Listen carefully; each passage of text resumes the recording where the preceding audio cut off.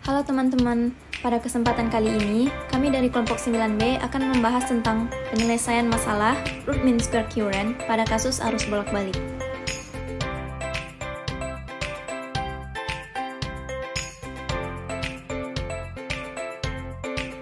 Apa itu alternating current? AC merupakan jenis arus listrik yang arah dan besarannya selalu berubah bolak-balik pada setiap waktu. Bentuk dari aliran arus dan tegangan AC secara umum biasanya berupa gelombang sinusoidal. Oleh karena itu, permasalahan mengenai arus listrik AC dapat diselesaikan dengan RMS. Nilai RMS yaitu nilai tegangan AC yang setara dengan tegangan DC dengan jumlah daya yang sama pada sinyal AC dan DC. Tujuan dari pembahasan kasus ini ialah, yang pertama, dapat mengaplikasikan metode integrasi numerik untuk menyelesaikan masalah root mean square. Yang kedua, dapat menentukan metode integrasi numerik terbaik dalam menyelesaikan masalah root mean square. Berikut adalah ilustrasi arus pada rangkaian AC dan DC.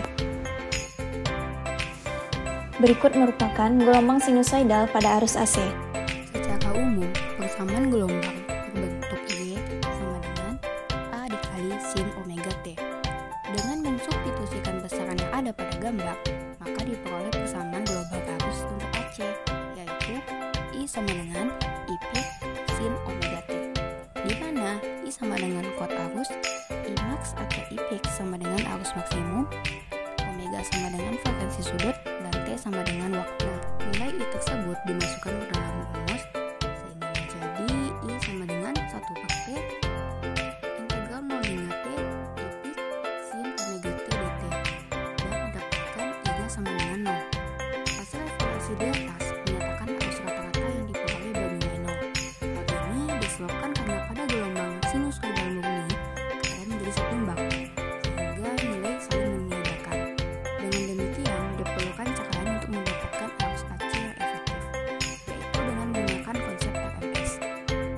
Cara lain untuk mendapatkan arus AC yang efektif menggunakan konsep RMS adalah dengan mengkuadratkan kedua ruas, yaitu I RMS kuadrat sama dengan 1/T integral 0 hingga T I peak sin kuadrat omega T dt, sehingga didapatkan I RMS-nya sama dengan I peak. Pada pembahasan kali ini, kami akan membahas kasus yang akan menghitung arus AC rata-rata kuadrat dari bentuk gelombang non-sinusoidal, yang mana diketahui I RMS kuadrat sama dengan integral 0 hingga 1/2 10 E pangkat T sin 2 pi T dikuadratkan dt. Metode yang akan kami gunakan yang pertama metode Lambert, yang kedua metode Newton-Cotes, yang mana metode tersebut terbagi dua, yaitu metode trapesium dan metode Simpson 1/3. Yang ketiga adalah metode Quadrato-Brooks. Metode yang pertama adalah metode Newton-Cotes. Metode Newton-Cotes merupakan metode yang umum digunakan dalam menghitung integral numerik dengan membagi secara utama menjadi bagian yang lebih kecil. Metode Newton-Cotes terbagi menjadi dua, yaitu metode trapesium dan Simpson 1/3. Metode trapesium. Metode trapesium merupakan metode integrasi numerik yang didasarkan pada penjumlahan segmen-segmen berbentuk trapesium.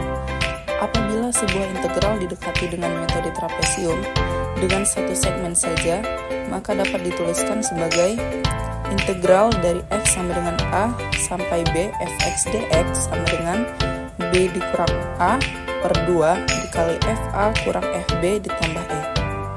Dan untuk memperoleh keakuratan yang lebih baik, maka dilakukan ekspansi deret Taylor sehingga secara umum diperoleh persamaan metode trapesium untuk banyak segmen, yaitu integral dari x0 sampai x0 ditambah nh fx dx sama dengan h per 2 dikali f0 ditambah fn ditambah 2 sigma dari n sama dengan 1 sampai n kurang 1 fn ditambah e.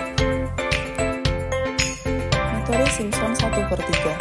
Metode Simpson 1/3 merupakan metode alternatif yang menggunakan polinom interpolasi berderajat lebih tinggi dengan tingkat keakuratannya lebih baik daripada metode trapesium untuk h yang cukup lebar.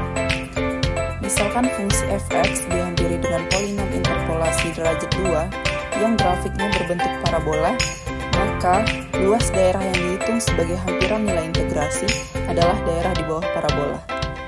Bentuk umum metode Simpson 1/3 2 segmen, yaitu integral X sama dengan A sampai B, fx dx sama dengan H/3 dikali FA ditambah 4 sigma I sama dengan 0 sampai dengan N/2 dikurang 1 dikali F X2I tambah 1 sigma I sama dengan genap sampai N/2 dikurang 1 Fx2I ditambah Fb.